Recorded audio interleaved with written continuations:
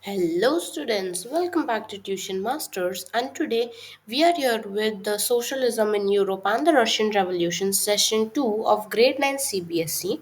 And this is our session number 2. And as you all know, in our last session, we discussed about how did socialism come in Europe, who was Karl Marx, who was Friedrich Engels, who gave the theory for socialism, how the society was designed during that time, isn't it?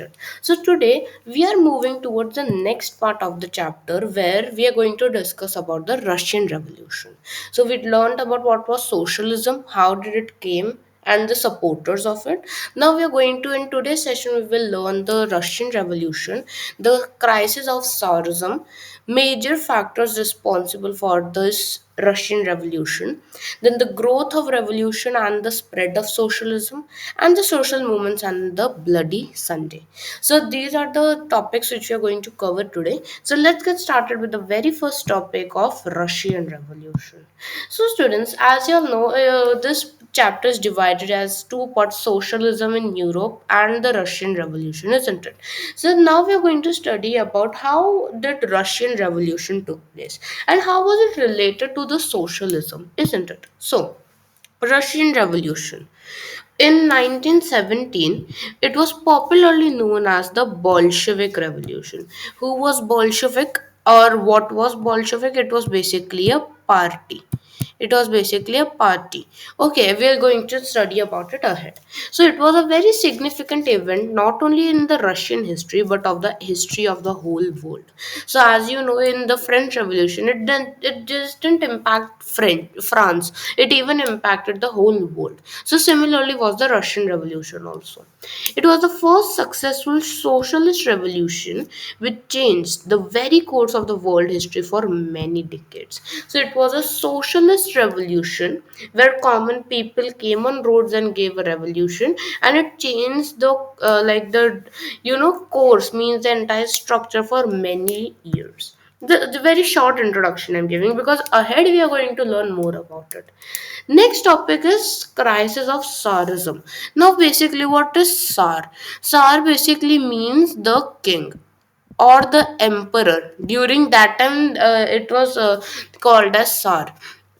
Tsarism means king supporters, the people who are supporting the king.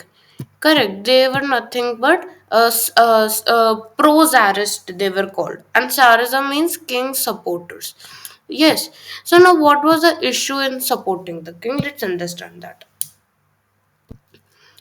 Now, during the 19th century, almost entire Europe was under important social, economical, and political transformation. There were some political, economic crises and causes also, which we will study now. And most of the countries were republics. What were they? They were republics. Now, the rule of the old feudal aristocracies had been replaced by that of the new middle class. Okay, so when the new middle class had come, all of those old rules and regulations and all those aristocracies were changed now. And Russia was still living in that old world only, where those aristocracies were still followed and under the autocratic rule of the Tsars. As I said, the kings or the Russian emperors. They were known as Tsars. Now, this picture, who is this? This is nothing but, he is nothing but Tsar Nicholas. He is Tsar Nicholas II, who was the ruler during that time in the Russian Revolution. We will study more about him in ahead also. This is just very quick notes I'm giving. Right now, the major part now. The what were the important factors which were responsible for the Russian Revolution? Now, for Russian Revolution, what were those things which were the major factors? There are five factors which we are going to study. First one is the social condition of the society.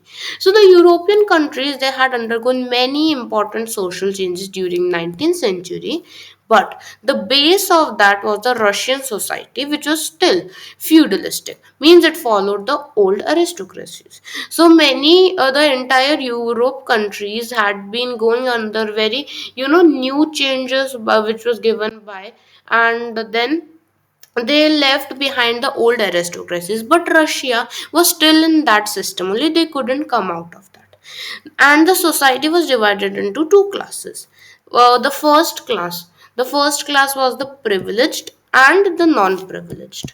These were the two classes divided in Russia. So who were the privileged class? So privileged class, it comprised of the prosperous, influential people who had all political and other rights. Means the prosperous, the wealthy people who were educated, they had political rights and other powers they were the privileged people of the country. Whereas the non-privileged class consists of the farmers, peasants, workers, who made up the 90% of Russian population. And they had to work hard to meet their both ends and had to bear the barbarities of privileged classes. So what happened was, this non-privileged classes, they were of 90% and only 10% were the privileged ones. So they consist of the normal people, the farmers, peasant workers who used to work for these privileged classes. They had to meet the barbarities, and even they had to meet their own ends also. Now barbarities means that the cruel behavior and injustice behavior of those privileged classes. Next was the economic condition. Right now, we have to learn a little bit deeper in economic conditions. So let's do about that. Now, the backwardness of industry and agriculture was the main factor responsible for the Russian Revolution. The major factor was that the industry and agriculture was quite backwards. They had used old systems and methods, so it was quite inconvenient. That was a major factor. And the beginning of the 20th century, the vast majority of Russia's people were agriculturists. Now, when the 20th century began, so Russia's population mainly there were agriculturists, means the you can consider them as farmers who did the farmings and etc. Right. Now, about 85% of the Russian people were earning their living from agriculture. So, agriculture became their main occupation, isn't it? It became their main occupation itself, and this proportion was higher than in most European countries. Now, in other European countries, there are other industrialization also going on, but in Russia, only and only agriculture was the main thing. Remaining 15%, some the small things are done, so it's okay. Now, in this empire, cultivators produced for the market as well as for their own needs. So they did like a two-way system where I'll give it in market also, I'll keep it for myself also. And Russia was the major exporter of grains. So who was the major exporter of grain? It was Russia. Industry was found in pockets. Industry was very easily found, even though it was agriculturist. Prominent industrial towns, so there are two main. Prominent means main or important. So there were two main towns where these industries were there. It was St. Petersburg and Moscow. In these two places, industries were prominent. Now, craftsmen undertook much of the production, but the large factories existed along craft workshops. Now, see, there were two systems. One side, there were the craftsmen, the handmade things, the hand workers, and on the other side, there were large factories. Okay, and many factories were set up in the 1890s when in Russia's railway network was extended and forest investment in industry increased. So during the 1890s, many factories started to come up. Why? Because of two reasons. First one was railway. Railway was expanding, and next was there were foreign investments also made in this Russian industries. Coal industry. Coal production was doubled, whereas iron and steel output was directly quadrupled, means four times it increased. So you can understand how quick the industrialization worked here, isn't it? By the 1900s, in some areas, factory workers and craftsmen were almost equal in number. Factory and craftsmen, they were almost equal in number. That's such a big thing. Factories where craftsmen, they did handiwork, but still they were almost in equal numbers. Process of industrialization began very late in Russia. Industrialization was quite late in Russia, whereas in other European countries it was already started. But then it still developed at a very fast rate. You see, coal was doubled, and iron steel was four times or quadrupled, right? So it was very fast, although it came late. The industrial revolution had split the society into two classes. Now, industrial revolution came, it gave some benefits economically, but still it divided the society into two classes. First were the capitalists, second were the workers. Very easy part, in a factory what happens.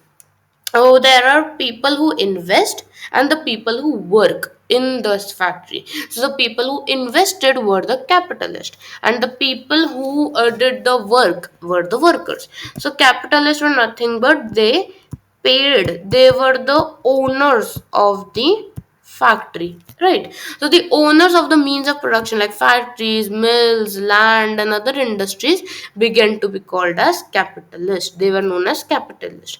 And those who operated the machines, produced good, did the work in that, who were the employees of those factories, were known as workers. And the condition of workers was very miserable, means it was very bad.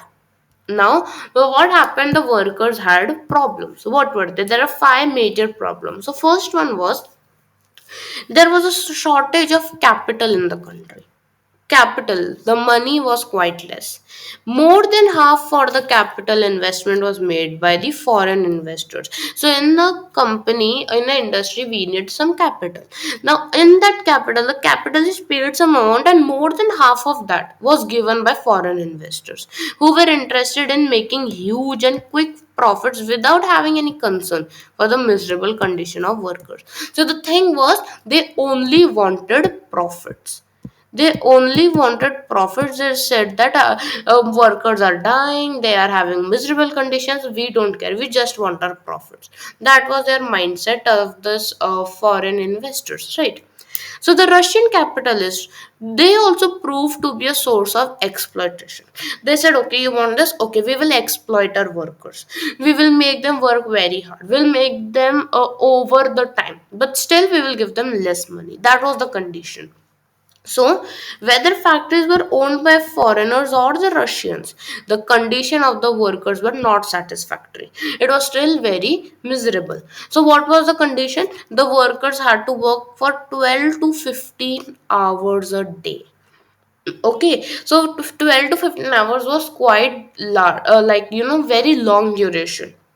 So you might say, okay, if they're working that much long, they should get that much money also. But no, the wages which were them were very less. They worked this much. The see, basically it was an inversely proportional.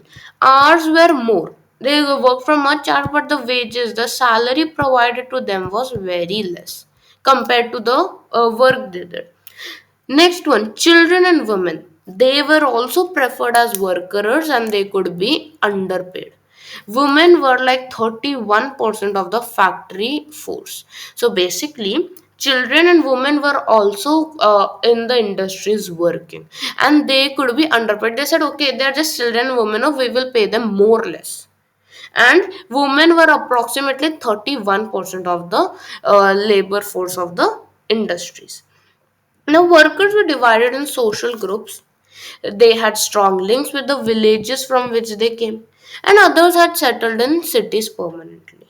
So, workers were basically divided by their skill. So, a metal worker of St. Petersburg recalled, he said these lines. Metal workers considered themselves aristocrats. Among other workers, their occupations demanded more training and skill, and that way he kept on saying that he was a metal worker from St. Petersburg. Now, division among workers showed themselves in dress and manner too. So basically, who dressed very good, and they had their separate section where the people who worked, they had dirty clothes. So it was a different. So some workers found associations to help these members in times of unemployment or financial crisis. But unfortunately, these associations is very less.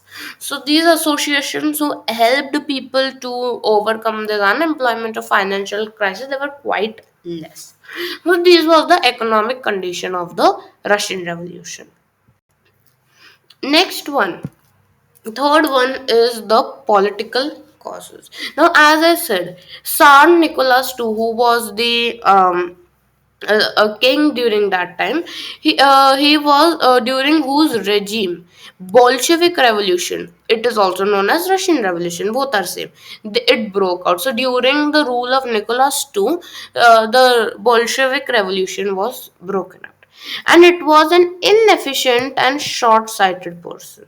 Inefficient and short-sighted means he was like, it didn't had any idea what should I do, what should I not do, what should be good for my country, what will be bad. He didn't had any idea, and he was quite inefficient, and he was a ruthless ruler, having no concern with the administration or the welfare of his subjects. So he was ruthless, means he was very, you can say harsh. He was quite harsh on people. He had no concern of whatever administration going on. People are telling the rulers, okay, do it, I don't care. Or the welfare of the subject, my country is popular, are they happy or they're not? He didn't care anything. Now, the Tsar Nicholas, he was dominated by his German wife. Dominated mean you can say in considered forced or tortured. That way you can say by his German wife Zarina Alexandra, who was under great influence of a hypocritical and corrupt saint Rasputin, the holy devil. Now see, understand this condition. So basically, Tsar and Serena. Tsar means the king, and Serena means the princess of that, queen of that country. So Tsar Nicholas II, his German wife. Remember German. Why am I emphasizing? Because you'll understand that ahead. So Zarina Alexandra, she was from German, and she married with Nicholas. She was under a great influence, means she followed a corrupt saint, or you can say priest, whose name was Rasputin. He was considered as a holy devil. He gave, devilish ideas and non good ideas. So Zarina was under his influence. Now, next one is oppressed nationalities or the dissatisfaction among the non-Russians. So nationalities, the other nationalities which were oppressed, and even non-Russians were dissatisfied. How? Let's understand that. Now the Russian Tsars, the king, they had succeeded in building very vast empires, big empires they built. How? By conquering large parts of Eastern Europe, Central and Far Eastern Asia. So, how many? What did they conquer? They conquered the large parts of Eastern Europe, Central and Far Eastern Asia. So, these were the parts they conquered. Now, non Russians like Jews, Polish, Finns, German, Uzbeks, etc., they were also living in the Russian Empire. It was not like in Russian Empire only Russians were there. There were many other non-Russian nationality also, like German, Uzbeks, then Jews. All of them were there. Now they had different languages, traditions, culture, but the Tsarist government. Unfortunately, the Tsarist government wanted forcibly to Russianize them, means convert them into Russians. I'll write here convert to Russian nationality. They wanted to forcefully do that. And they adopted the policy of imposing the Slav, means Russian language, culture, and institutions of them. On they said that you're of other country, we don't care, we will Russianize you, we will convert you to Russian, and you have to follow our language and our traditions. That was what the Tsarist government did. Now, the knowledge of Russian language was made compulsory for government jobs and political rights, and for of the non-Russians, they were highly curtailed. Now, see this. What happened was they said that if you don't know Russian language, you don't follow our culture, you're not eligible for government jobs or political rights. You can't come to us and say that we want this. No. So that was what they made, that Russian language should be compulsory for whether it be Russian, non-Russian, or Russians. Many restrictions were imposed on the non-Russians also. The restrictions because they were, like they were considered a minority, and in the field of religion, majorly. Consequently, they opposed the or oppressed nationalities. They came in conflict with the Tsardom and began to clamor for their independence and equal status. Tsardom means king's rule. You can say a kind of monarchy, right? So, what did he say? They said that they began to clamor, means they began to give their opinion, fight back for their independence, that we want independence, we want equal status as Russians, we won't be under your control like right now. Last factor was the role of thinkers and philosophers. Russian people were influenced by the writings of great philosophers and even writers like Tolstoy, Karl Marx, Bakunin. All of these were the people who influenced the other population. They influenced the minds of the people and prepared them to mentally rise against the unjust regime. So the regime, the rule, it was not fair to everyone. So they prepared them mentally, these philosophers, to fight against the injustice. The liberal and radical ideas of the West penetrated into the country in one way or the other and gave birth to an intellectual ferment. So these ideas, which previously we studied about liberals and radicals, conservatives, their ideas from the West, they came to the country and gave a birth to intellectual ferment. And thus there was a mental upheaval in the Russia before the outbreak of the actual revolution. So people mentally, they were that we will go here, we will fight for our thing, and after that revolution came up.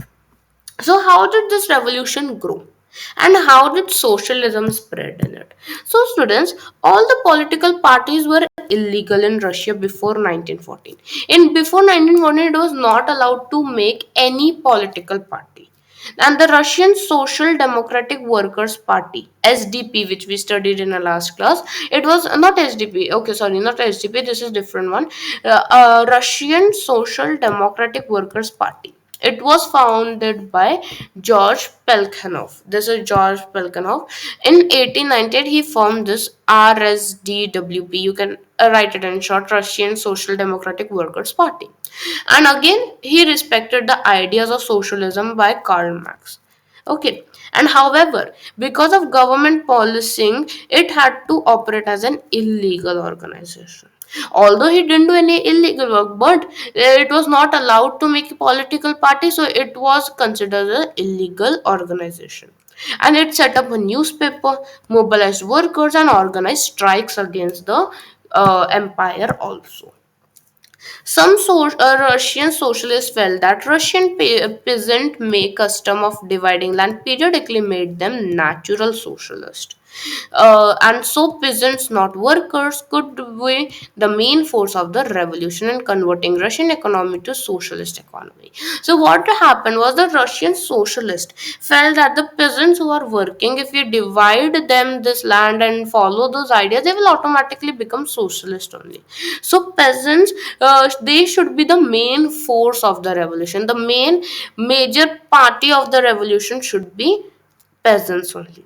Now, socialists were active in the countryside through the late 19th century. They were mostly active in the countryside. Now, they formed the Socialist Revolutionary Party. They formed a Socialist Revolutionary Party in 1900.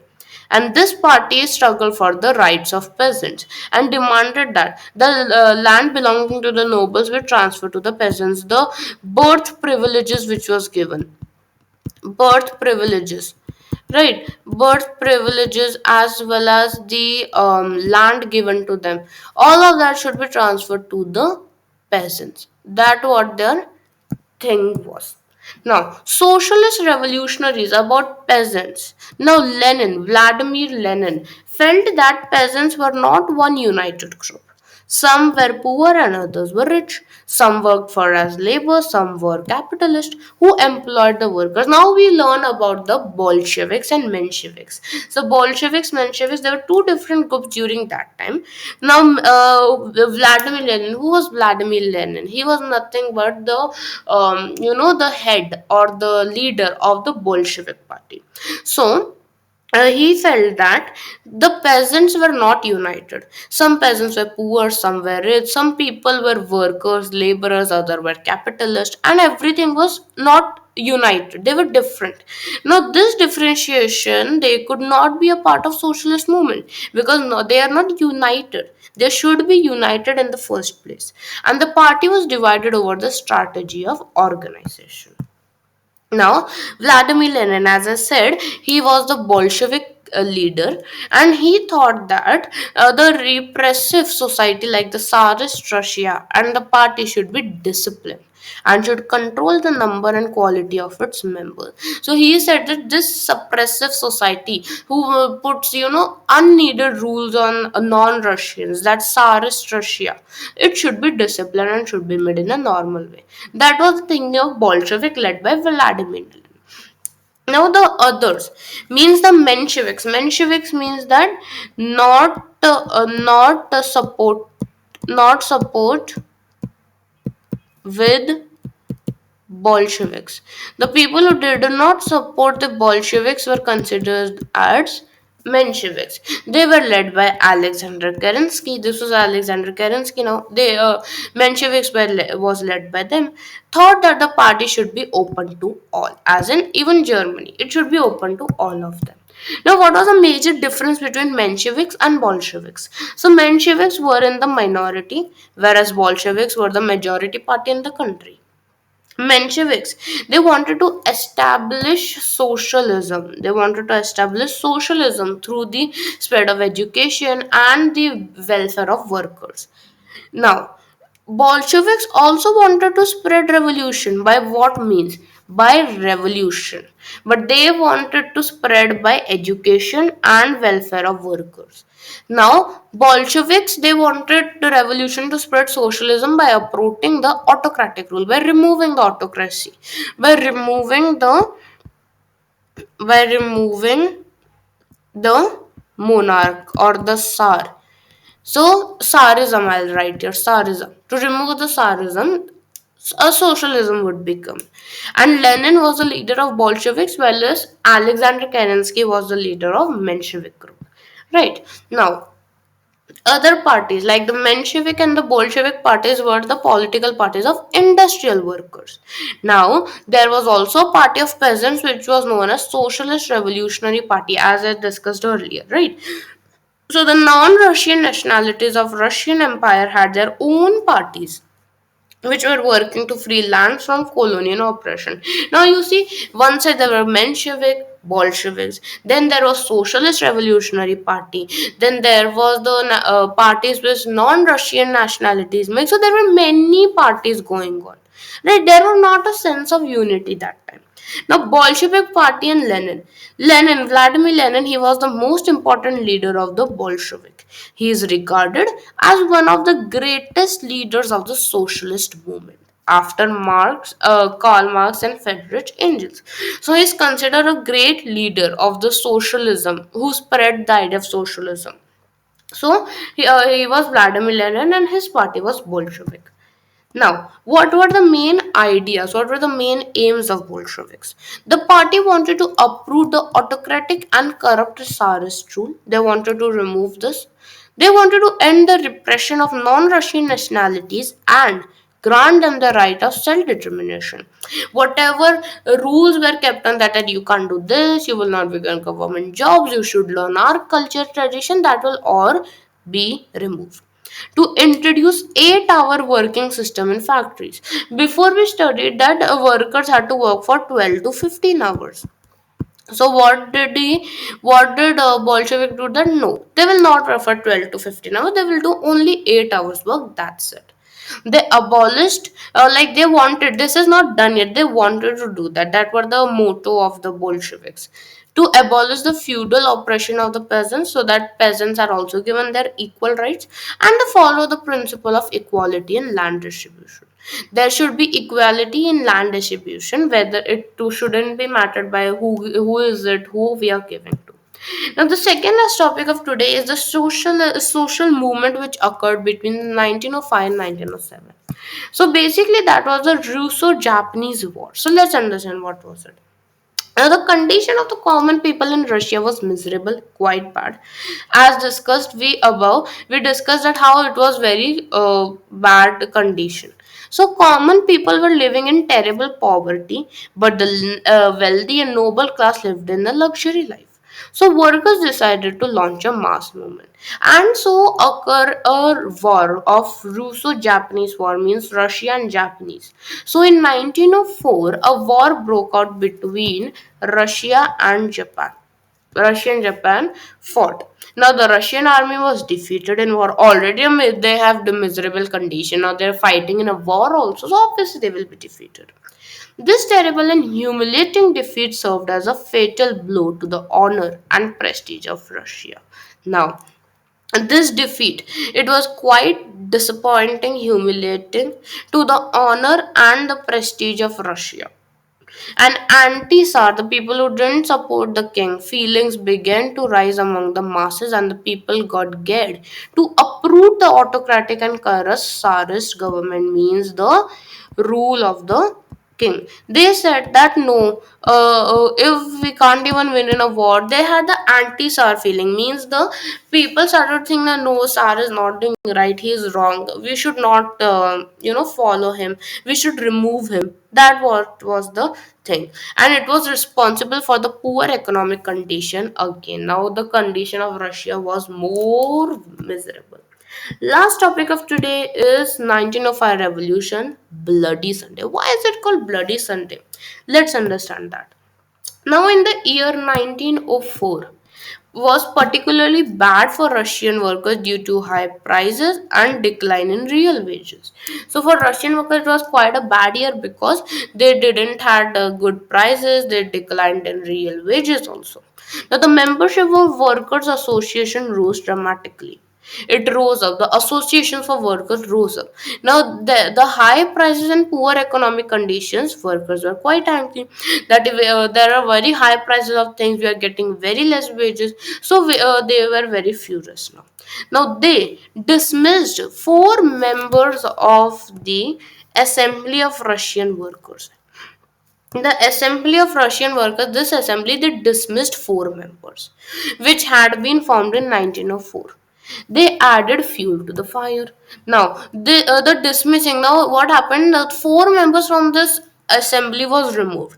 So they added fuel to the fire. Now, already peasants and workers are so angry, they dismissed more.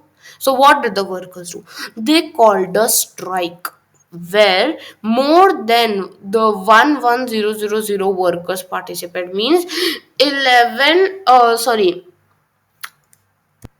so these many workers, how many? 110,000 workers had participated in this, strike against the people who dismissed this war. I mean, dismissed the worker from the assembly. Now, students, on January 1905, a large number of peaceful workers, which was led by Father Gapon, they tried to approach the Winter Palace in St. Petersburg. Why did they go to the Winter Palace? They wanted to present a petition to the Tsar, like you can say treaty, right? And it was led by Father Gapon. Now, when the procession reached near the palace, Winter Palace, the royal troops of the Tsar, in the absence of the king, they started firing at the workers. They started to kill all those workers.